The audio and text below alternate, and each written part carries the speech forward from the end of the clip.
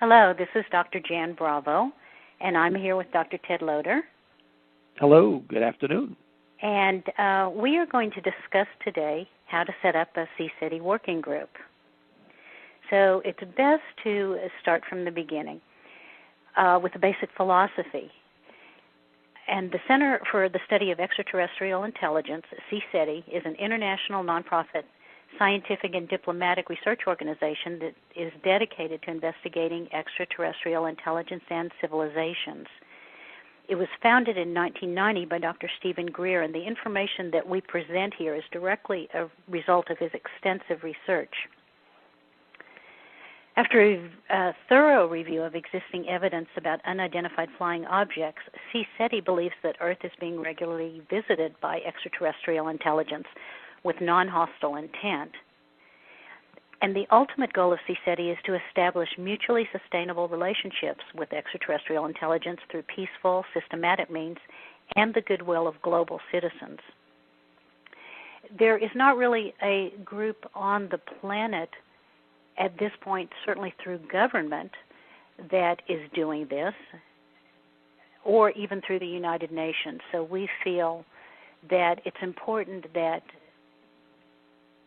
someone take the time and effort in a coordinated way, and we believe, being citizens of Earth, that it's our obligation to do this in a really focused way, and a way, again, that will promote sustainable, good relationships with any visitors, right? Part of that focus, if I can add in here, Jan, is that part of the focus is the intent. And we can get into that a little later, but a positive, non-threatening, for the right reasons intent is one of the critical issues in doing our work. But continue. Absolutely. Okay, so in order to establish our mission between all human beings and any and all extraterrestrials, CSETI has developed a system of research-driven communication protocols and public education programs. And the principal research platform is the CE5, that is Close Encounter of the Fifth Kind initiative. And in a moment, I'll go into explain that a little more. But it does involve scientists, investigators, and others who voluntarily initiate human contact and or interaction between extraterrestrial spacecraft and their occupants. CE5s are active, real-time research activities conducted on-site by trained working group members using scientific and diplomatic methods to establish a non-aggressive and evolutionary relationship between humans and extraterrestrial peoples. And CSETI uses three specific contact methods, and these include, one, visual, which is high-powered lights, lasers, and visual ground formations, which convey convey information as to our location and intent to our visitors. Number two, sound, specific auditory tones, which have been recorded at previous UFO sightings and close encounters. And three, coherent thought sequencing, and that's a consciousness visualization technique employed by working group members to enhance the CE5 setting and the research staging area, and we'll explain that a little more in a minute. I think at this point it's important to explain a few terms. We talk about CE5. Let's start with a CE1, a close encounter of the first kind. That's defined as an observation of a UFO within 500 feet. A close encounter of the second kind is trace evidence of either a landing or a radar lock-on. A close encounter of the third kind is observation of humanoids, usually associated with UFO activity. Made famous by the movie, of course, by Steven Spielberg. Right. A close encounter of the fourth kind is interaction with humanoids, usually aboard a UFO. And what we do is a close encounter of the fifth kind, a CE5, that is human-initiated contact or interaction with extraterrestrial intelligence or beings. Okay. Ted, you mentioned something about intent, and I think this is a good point to mention some qualities and actually code of ethics that are important for CSETI researchers. A few things that are very important to mention. And these are just some of the more important qualities. One is for those doing this work to be free of the prejudices and myths and fears which abound in human society regarding extraterrestrial intelligence. It's also important to be open-minded to the vast array of possibilities when dealing with advanced extraterrestrial technology and mind-matter interactions and other extraordinary manifestations of extraterrestrial civilizations. It's necessary to refrain from hasty judgment and to be objective, and with a pure heart to observe the reality of things so that the truth may unfold, unimpeded by premature conclusions and prejudices. I mean, after all, if you think about it, if you sit back and think about it for a minute or a couple of minutes or so, you realize that any civilization who is interplanetary, interstellar, or intergalactic perhaps, but at least interstellar, is going to appear to us, in a very different way, or you communicate in a different way than you and I might sit around the coffee table or the water cooler. And so you have to be pretty open-minded about other possibilities that you might even not have a clue about until they happened. I mean, but continue on. So that's part of the open-mindedness, that just be cognizant of the differences of things and peoples. Agreed. And our goal is to engage in actions that will benefit the Earth and all the Earth people, and ultimately all the advancement of all life in the universe. And through these interactions, we hope to grow as a universal citizen, diplomat, and emissary to all intelligent life forms in the universe. So as you said, Ted, it's important to respect and accept both the oneness and diversity of not only the people one's working with, one's team members, but humanity and other life forms in the universe. And along the lines of something else you said, it's important to be open to remotely viewed information that we get, but also to reality check this with the objective world and with other team members' experiences.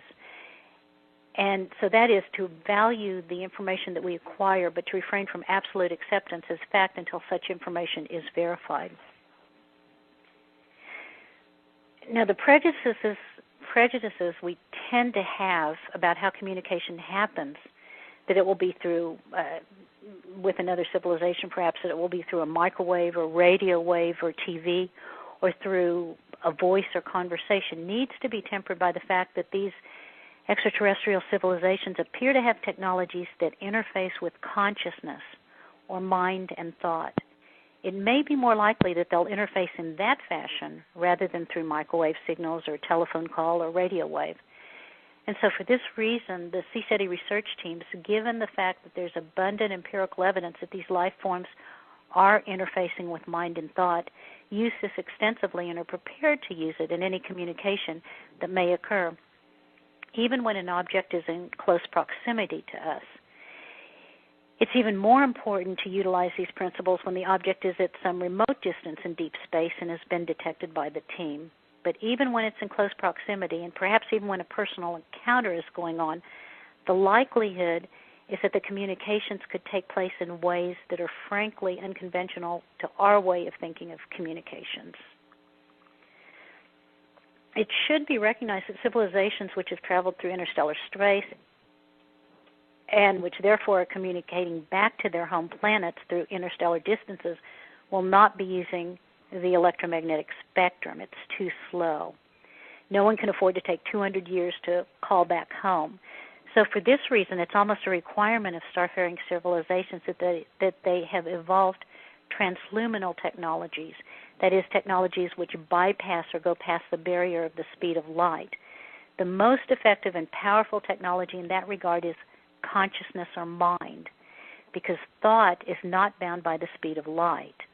In fact, a bit of information can be received before it is sent simply because mind on its non-local or non-linear basis is escaping not only the constraints of space but also the barrier of time. For this reason, even though it's admittedly controversial and perhaps on the cutting edge of what's considered acceptable research protocol by some, the CSETI research teams are utilizing in an active way nonlinear technologies using mind and thought and the expanded spectrum of consciousness known as non-local mind or universal mind. These are being used both in advance of a research expedition as one prepares and during a research expedition in various ways. A discussion of this coherent thought sequencing, as it's termed, cannot occur without having a firm grasp of the nature of the non-local or non-linear universe. It appears that these extraterrestrial spacecraft have ongoing technological systems able to receive communication input from thought alone. CSETI has put together the concept of a team coherent thought sequencing, wherein the entire team experiences a silent state of mind, which has been called nonlinear or non-local, and while in that state begin to engage in a series of coherent, sequenced projections to guide a spacecraft from space or from some distant point to the research site. Once that state of consciousness is established, after a number of minutes of silence, the team then engages quietly in the coherent thought sequencing itself. The coherent thought sequencing actually begins once that state of nonlinear mind is accessed. The coherent thought sequencing then enables the individual through the facility of non-local mind to remote view distant areas in deep space. And in the event they're able to see an extraterrestrial spacecraft or life form, to then convey directly to that spacecraft and to the occupants the location of the team as follows. The individuals show visually through non-local mind. This is actually not a visualization, but an actual remote view showing the galaxy known as the Milky Way, and then the solar system where our sun and planets are located. Then they zoom in on the planet Earth, and then to the continent where the research team is located, then the region of the continent, and then the precise area. This is most effective if it's not done through just visualization, but actually remote viewing it.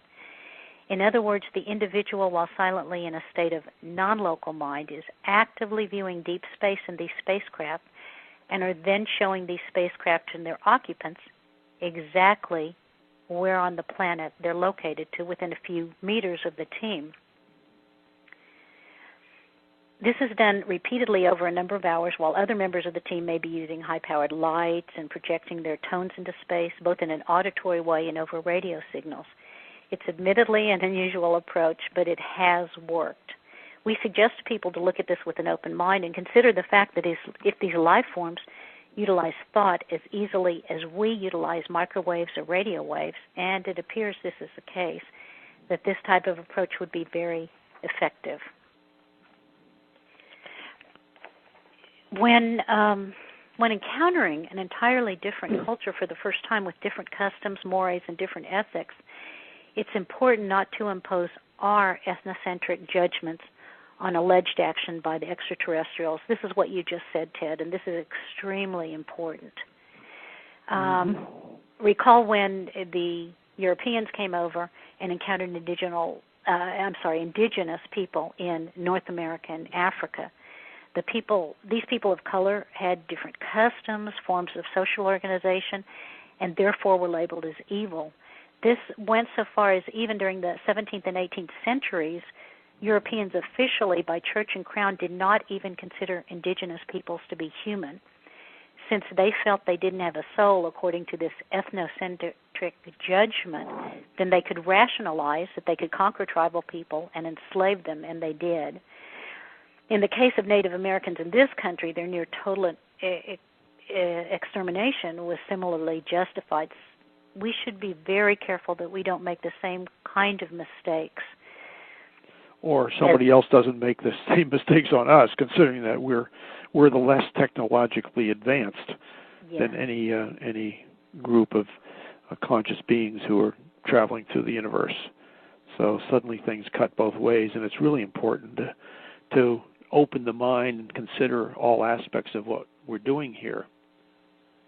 That's Which right. Jan. Excellent. we must not misinterpret the actions of civilizations that evolved on other planets under very different circumstances. These civilizations are likely to have different,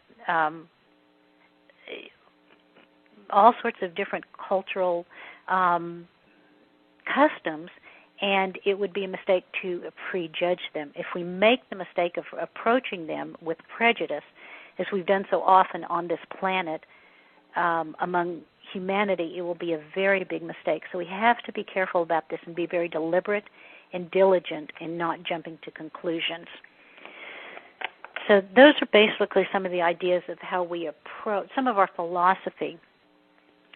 Now, as far as a working group, the makeup of the working group, usually they begin with about 3 to 5 people in your area that you know that you wish to work with. Of course, working groups can get very large, but 3 to 5 is a good number.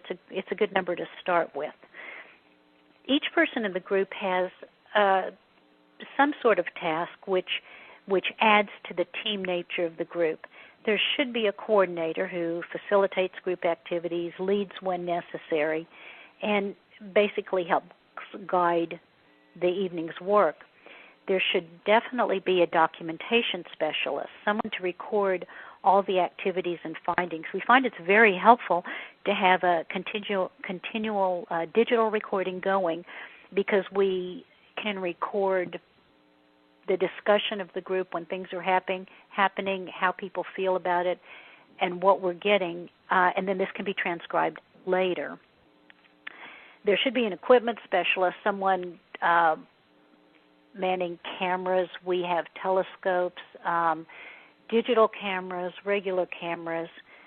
There's a list on the CSETI side of different sorts of equipment that's helpful, and we'll go into that a little more later. And then another person always will act as security specialist. This is a private group. Any visitors or curiosity seekers who are approached, the security specialist can be in charge of the safety of the site. And we'll mention more about that later. We always have a buddy system, because usually this is in the dark, out in the open, and it's better not to wander off alone. Also, importantly, if a close encounter does occur, a team member may find that they are not psychologically ready to participate, so it's helpful to have someone be with that person. No one should be left alone in that situation. And it's always good to have someone keeping track of you if you go out into the field to use the quote facilities. So again, we're working as a team to do this work. We will get to our contact protocols, but honestly, the most important part of these contact protocols is the question: why are you out here doing this work? And the answer to that question lies in the heart of every person doing it. Your true motivations are the most important aspect of this work. This is absolutely transcendent. This is a major issue in whether or not you'll have a successful attempt to establish contact. And this has to do with the intent issue that we talked about sort of at the beginning of this discussion. And I'm always reminded, if I can pop in here with a little story, I'm reminded of we had a gentleman working with the CSETI group many, many years ago, back in the late 90s. And he was going to do all kinds of things and what have you, but he later told a friend that his intent, now here's the intent issue, the reason he was doing this was that his intent was to get the secret of anti-gravity so he could become the next Rockefeller or the next gazillionaire on the planet. So his intent wasn't to have peaceful communication between intelligent races from different worlds, if you will, in the sort of the brotherhood of consciousness peoples all over the universe, but really was for his own self-aggrandizement and his own selfish motives. You know what? When he was out in the field, he never saw anything. He was always looking the wrong way, and suddenly, after being out with the group for a couple of days, he kind of got sick and didn't feel well and ended up going home. So his intent of why he was there was coming from the wrong place. And somehow, I don't know how it happens, and maybe it doesn't always happen, but the universe seemed to take care of somebody with that intent, and he ended up leaving. And so he was there for the wrong reason. So it's really important that you look at the reasons why you're there. That's what Jan is bringing up now. But go ahead, Jan. Well, along those lines, I understand there was a great deal of activity after he left. Well, yeah, there was. And while he was there, but he was never looking in the right direction, and he was off in the bushes or whatever else. But which is kind of humorous in a sad sort of way. Yeah. And as a reminder, these protocols have to do with building relations that are mutually beneficial and cooperative and therefore sustainable. If any extraterrestrial civilization senses that the motives animating any given working group are selfish and greedy, then things often won't happen. Now, as far as preparing for field work, one of the most important things is site selection. As they say in real estate, location, location, location. Mm-hmm. Key features in selecting a site are as follows. 1 is privacy. 2 is an absence of nearby ambient light. Street lights, whatever. Yeah. Shopping malls. Yeah. 3, it's helpful to be hidden from public roads and houses so that there won't be the light pollution nor the noise pollution. And also as a safety issue. 4, it should be a place that's accessible even while carrying field gear, that people can walk in at night safely. And then there should be a view of the sky and the horizons. And it's helpful if it's a flat area because people, as mentioned, will be walking in the dark. You'll have flashlights, but you want it to be a safe area. I might add, if I can pop in here again, maybe you're going to touch this, Jan, but one of the things about field sites that is really important to do is to, if you go around your neighborhood or the region you live in and find a place that looks like it might be a good place, at least during some of your earlier work, it's really good to be there either during the day or sort of in the early evening so you can see what's around you, see that there's a house in the distance that's sort of in the woods that during daylight, so that if at night you're out there and suddenly this light goes on in the woods, you say, oh, that's that house, not some sort of close encounter event. So it's really good to understand your location and understand what is out there, and then sort of keep track of the evening, if you will, if you go out there, and what's going on in different places, where there are houses, even if they're in the distance, or where are you on a landing pattern for the local airport, and which way's the wind blowing, so you know that the planes are coming over you tonight, but other nights they don't, because you can often be fooled by airplane landing lights coming directly at you, thinking, oh my God, this is something or other, until you see the red and green navigation lights. So understanding your site, at least for long-term work, is really important and pays a lot of dividends in the long run. Go ahead. Good point. And probably the first choice would be if someone has some private land where the owner gives you knowledge, the owner has knowledge and gives you permission to use it. But just be sure it's somewhere that you can be safely. It's important that everyone in the working group keeps the location of the site confidential because it's not really, a party for everyone to come to. It's serious. It's important. It can be great fun, too, but sometimes people will hoax, lights and events around you. So it's important to, as I say, not be secret, but just have it confidential when you go out and keep it among the people who are going, who have the same goals that you do in going out. It's important to plan ahead that you have a low impact on the chosen site, so you want to carpool. Perhaps meet at some rendezvous place where you can safely and legally keep most of your cars, and then take as few cars to the site, so you'll impact the site less. Next, with a small working group of 4 to 6 or 8, you should be able to do that with 1 or 2 cars without any problem, even with field gear and chairs and the stuff. Right. And speaking of field gear, let's start with clothing. Dress for the weather. My first CSETI conference was in Hawaii, and I was coming from California. We were at the highest point on the Big Island on a mountain, and let's just say that I learned a lot from that first trip. I did not layer. Take layers. You can always take layers off, but if you get cold and are uncomfortable, it's very difficult to concentrate on the work you're doing. So dress for whatever the weather is. You can get a weather report and find that out ahead of time. Take something to cover the ground, like a tarp or a blanket, and a camp chair. You might take a small rain poncho, one of those plastic ones if you feel it's going to rain, and something for your head, some sort of cap and gloves, and then basically some layers as needed. I might add a couple of comments on here is that I remember one of my first trips, I thought I was just going to sit on the ground on a tarp. Well, that's all very well and good if you're sitting around the campfire for 20 minutes or something, but if you're going to be sitting outside in the field under the stars for a number of hours, sitting on the ground just does not work. Your back gives up, and it's just rather uncomfortable. So some kind of a folding chair or a resin chair, one of the cheap resin chairs or a folding chair, work pretty well for most field work. And besides that, in some cases, the tarps that you might have sitting on the ground are particularly the plastic, the blue ones or whatever, are noisy. So every time you move around on it, it's like you're crinkling wax paper or cellophane.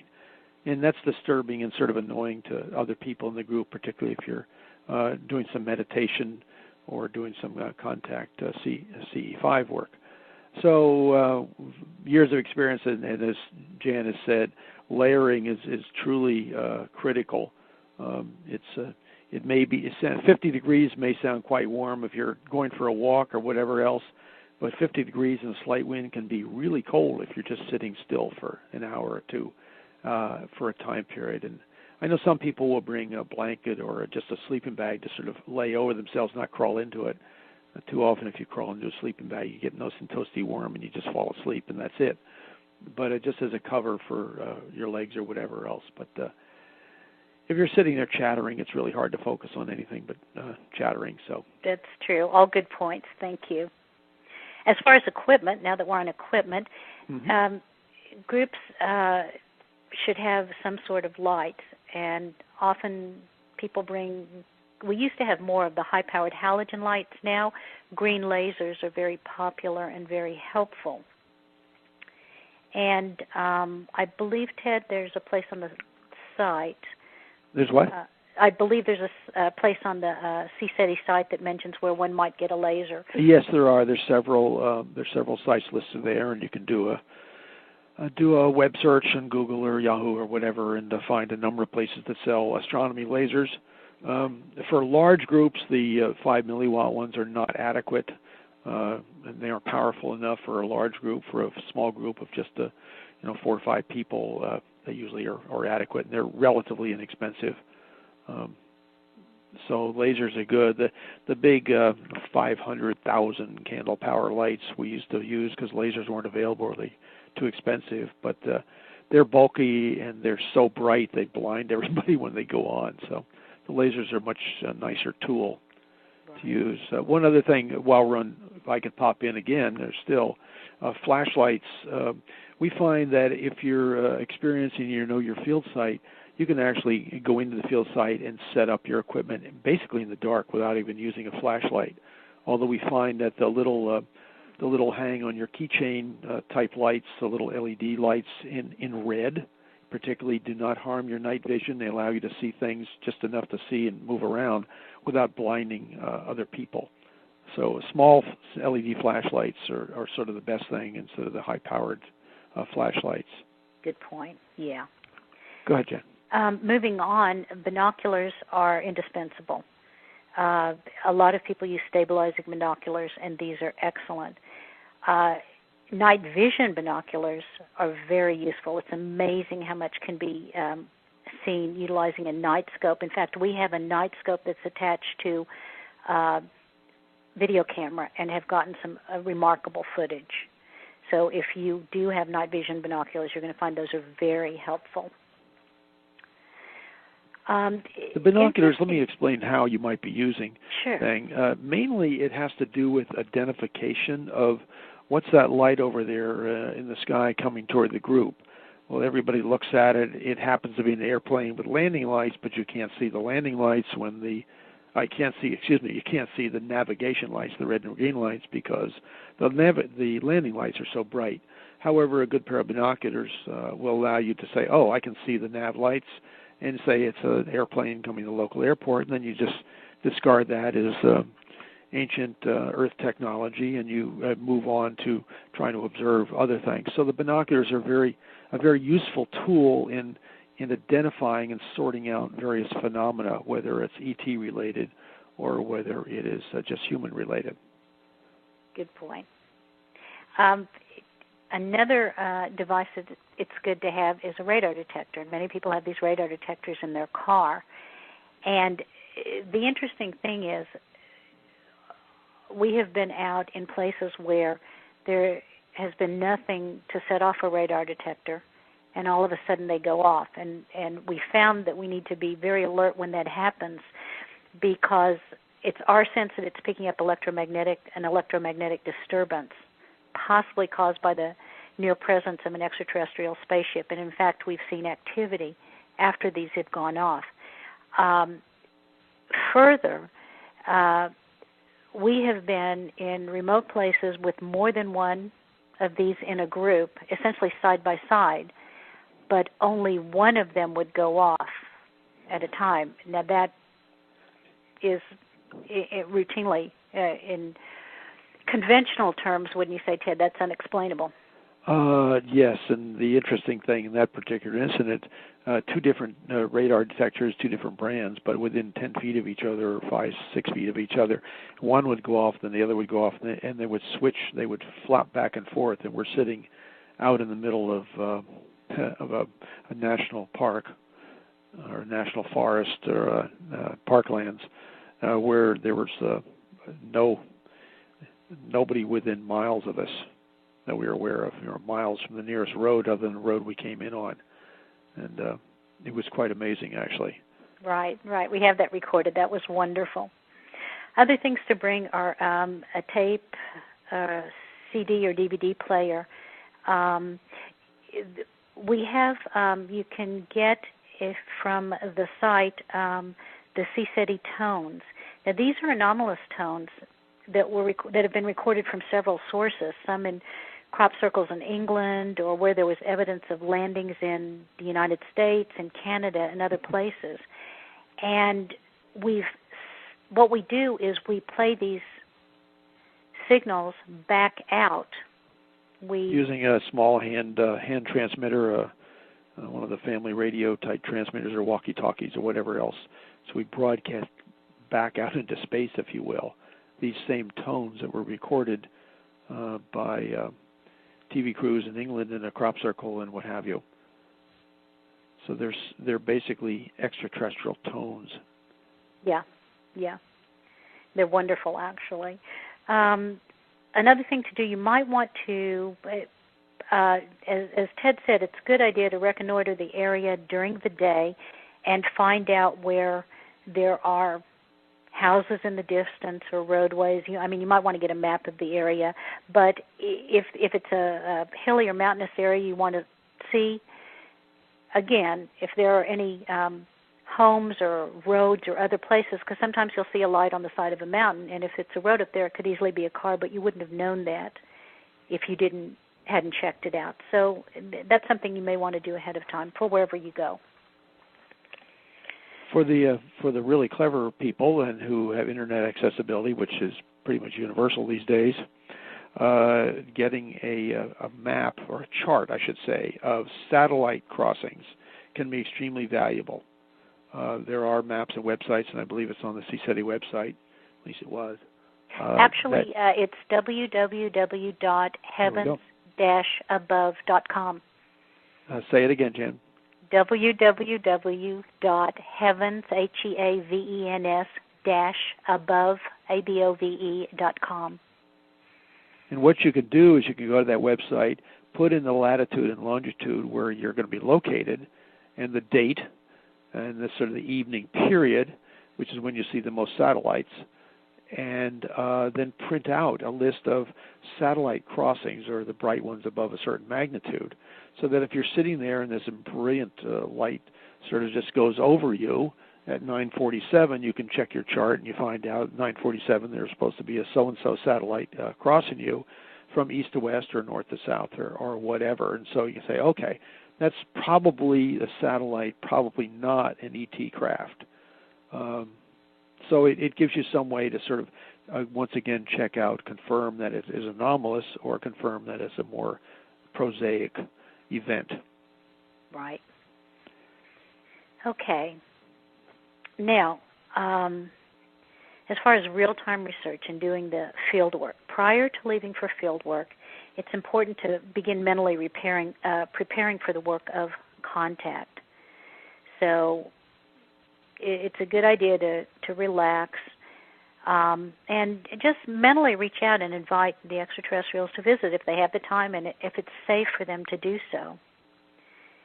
As far as getting to the site, it's good for everyone to be punctual and meet, and we mentioned carpooling. We also talked about the buddy system.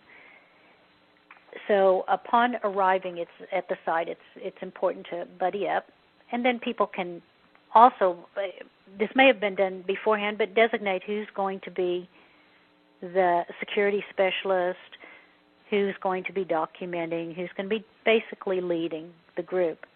And as a team arrives, you should set up in a circle. This way you can see all of the four directions, and then, of course, the zenith of the sky is watched as well. If you want to look in a circle, you can volunteer to look in a particular direction, but all the directions need to be covered. And as the team settles in, there's going to be visiting and chit-chatting, and then after a while that'll run its course. By the time the first coherent thought sequencing is undertaken, the team should have assumed a silent and a watchful attitude. Now, as far as doing the field work, it's important to be aware with all your senses. Everything that happens might not come from up in the sky.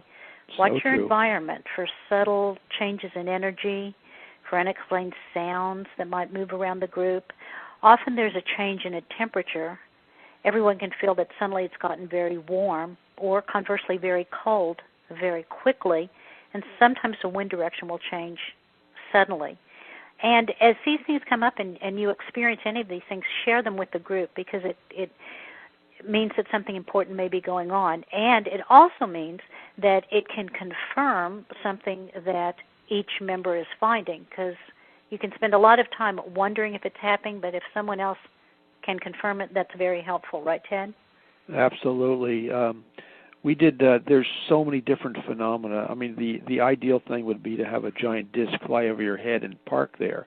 But in reality, that doesn't happen. At least it doesn't happen typically. And so the showing, if you will, or ET contact information or contact events are typically much more subtle, very much more subtle. And as Jan said, you may be sitting out in the desert, as I said, or somewhere, and there may be high-pitched tones that go through the group.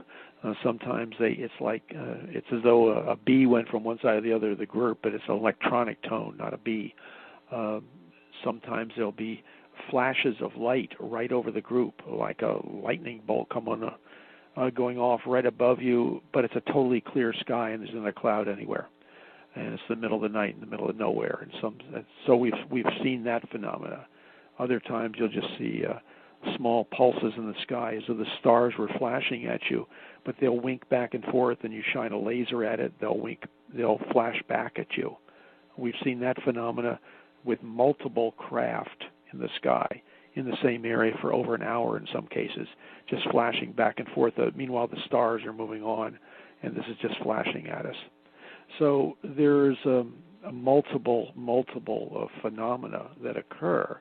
And so you have to sort of, and people sometimes smell flower odors or other odors, again, in the middle of nowhere where you wouldn't expect that sort of thing.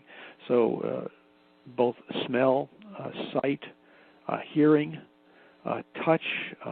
Members of the group have sometimes been touched when there's nobody walking around, and yet they've been touched on the shoulder by an ET who's only partially materialized. Linda Willits and I, a number of weeks, several months ago actually, did a whole show on just the phenomena, the phenomenological events that occur during CSETI contact events. So I'll let you go on, Jan, but I just thought I'd throw those things out. No, that's very helpful. All very senses important. open.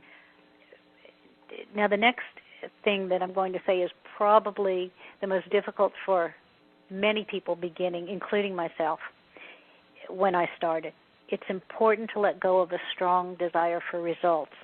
It's always exciting to see a light that behaves in an intelligent manner or a craft in the sky, but the process is the key element to CSETI field work. We're preparing ourselves to communicate with extraterrestrials and allowing ourselves to be observed. So the preparatory work being done by field teams may be more important than we think. By going into the field on a regular basis, by showing our intent, obviously showing we have no drugs or weapons and are not acting aggressively, our motives will become known to those from other worlds who may be observing. So it's important to never feel that your field work is in vain, even if nothing is seen in the sky. Every member of every team makes an impact every time that field work is done, and sometimes the subtle efforts produce the strongest results. And please note that to our knowledge, no CSETI member has ever reported an abduction in connection with doing the field work. Absolutely not. Yes, I've never had any fear of any of that when we've been out in the field. We've had some amazing things happen to us in sort of contact type things. Yeah. Now, the CSETI contact trilogy consists of, as mentioned at the beginning of the broadcast, 1, tones, 2, lights, and 3, thoughts. As far as the tones, we mentioned playing the tape or CD of the crop circle or ET tones on the boombox. As far as lights, you use your laser light to signal the location of the team. Now, this shouldn't be done in a chaotic manner. If everyone's shooting lights all over the sky, that's rather chaotic. That's like having several televisions screaming at you at once. There should be some coordination. You want to use the lights to signal at something also that appears to not be a conventional aircraft. If you get a return signal, then keep signaling to it. It's important not to shine the laser light on any craft or perceived object in the sky or at group members. One, it can blind people if you shine this right in their eye. So that's why that is not done. As far as shining these lasers, some of them are very powerful, and they have been known to hit and disorient aircraft pilots, and it is an FAA regulation problem. If an aircraft is hit, they will come find out and search for who did it, and rightfully so. So you want to signal in front of an object, behind an object, or you can even circle an object to get people's attention there or to get the attention of the object. So just be careful with the lasers because they are they can harm.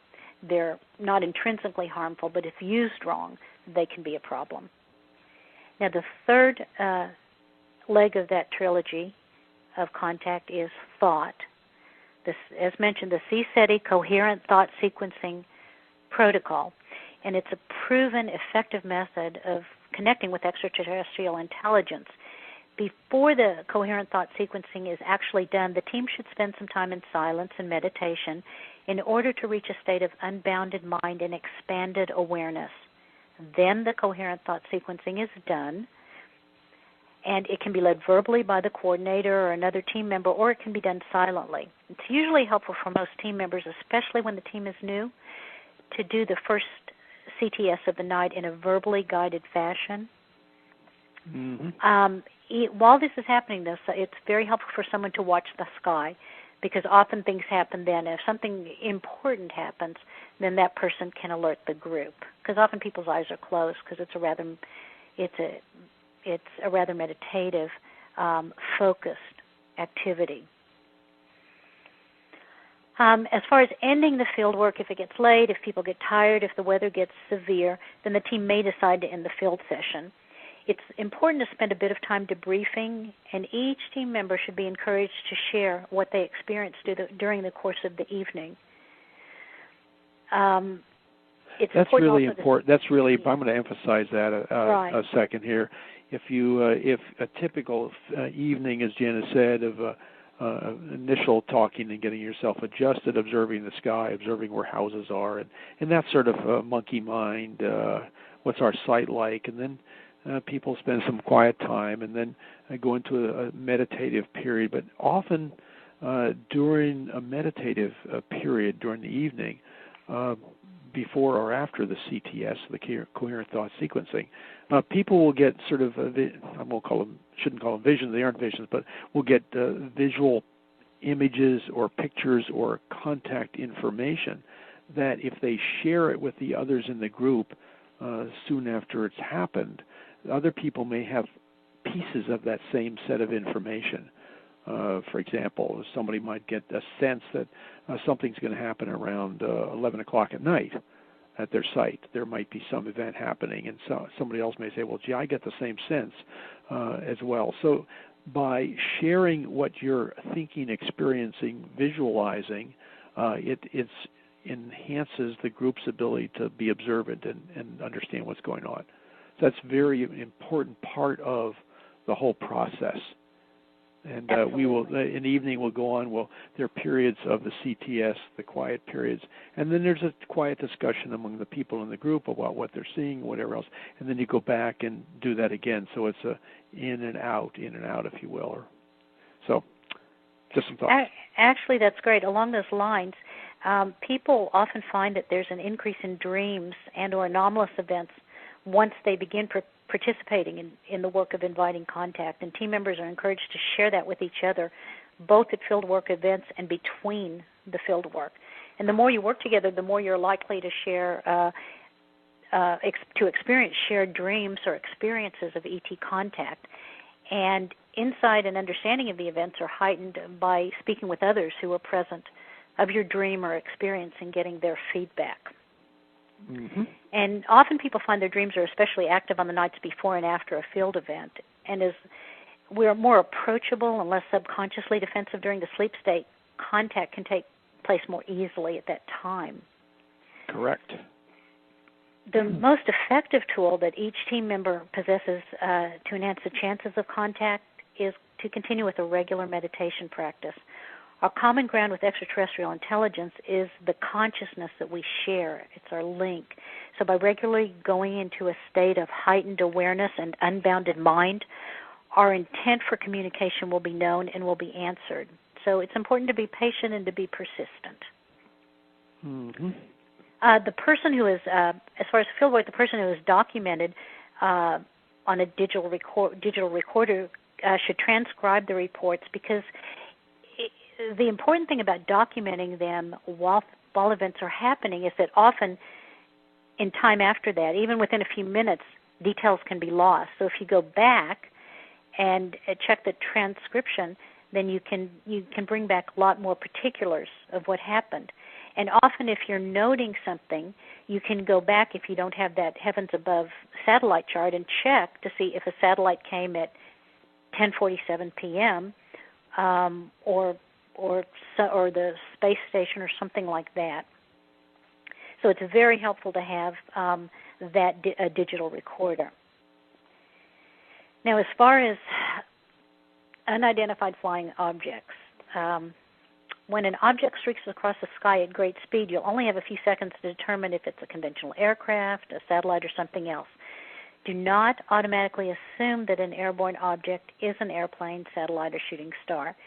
Spacecraft that enter the Earth's atmosphere and approach close enough to be observed are taking a risk to do so. And we all know the stories of spacecraft that have been shot down or have crashed. So be aware that extraterrestrial people are actually risking sacrifice to come close enough to interact with you. They often will mask their craft as something more conventional looking in order to avoid attracting a lot of attention, either visually or on radar. rather than calling an airborne object an alleged UFO, we prefer to call it an alleged aircraft or alleged satellite or shooting star. What happens when you see something come into your line of sight is send thoughts to it the instant it's seen, and then ask it to do something to indicate that it's not an airplane. If it continues to exhibit characteristics not consistent with conventional aircraft, signal to it. Use your lights, use your laser, observe it with binoculars, and focus attention on it. Often it will turn out to be something terrestrial, but many times it will turn out to be something unknown as well. So continue vectoring the object with thoughts and light until it either A, disappears, or B, displays definite signs of being conventional, or C, signals back. If it signals back, then the entire team should be focused in thought on that object, alert everyone, and invite it to come closer and to interact in any way that's safe for it to do so. You can project thoughts of welcome, safety, integrity of intent, and kindness. A little more on the concept of working as a team. Again, giving up individual ideas and agendas and working as a unit in the field is the most difficult concept for most team members to grasp initially. It'll take work for the team to unify and to work as a whole. It takes time to lay aside the excessive chit-chat and non-related conversation and focus on the field work, but it helps if you approach the work as a scientific lab experiment using the concept of conscious communication to vector in and contact the extraterrestrials. Each part forms the whole, and it's the work of the whole that's important here. We're asking for wide-awake, multiply witnessed encounters, and that takes concentration. To remain in a state of expanded awareness takes practice, and all of the protocols are works in progress, so work with them and amend them to fit what works best for your team. I'd like to add a comment, maybe interject a real quick thought. People might ask if they're ETs and they know we're down here, why do you need a spotlight or a laser or whatever else to show people where they are? Well, in reality, the ETs might be picking up your initial coherent thought sequencing, but it may be like trying to read a map in the dark, if you will. They might not be able to see or pick up exactly where your team is, because your team may just be reading and not sending out the total details of where you are. So whereas they might know that you're on the west side of the mountain, they might not know that you're in the field over there in the corner underneath the trees or beside the trees. So by signaling, basically you're saying this is where we are, when you get down to the very local thing. Anyway, good point. Thoughts. Excellent. Actually, extending that, we talk about coherent thought sequencing, and Dr. Greer has actually established these protocols, developed them, and he discusses nonlinear mind and coherent thought sequencing extensively. And the actual nature of mind, regardless of how we understand it, is that it's beyond space and time. Therefore, it's omnipresent and eternal. And this is the fundamental aspect of the existence of every intelligent life form. And by becoming aware of awareness, becoming conscious of the depths of silent consciousness, an individual can access this nonlinear, non-bounded aspect of themselves.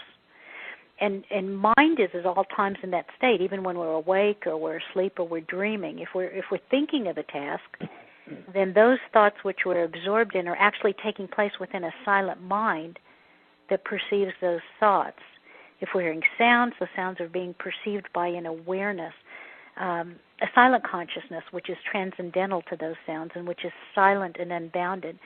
So mind, therefore, is in its essential nature a singularity. It's not a divisible reality. They're not pieces of mind functioning in different individuals. There are, however, unique individuals which share this oneness of mind, and that's what is being accessed.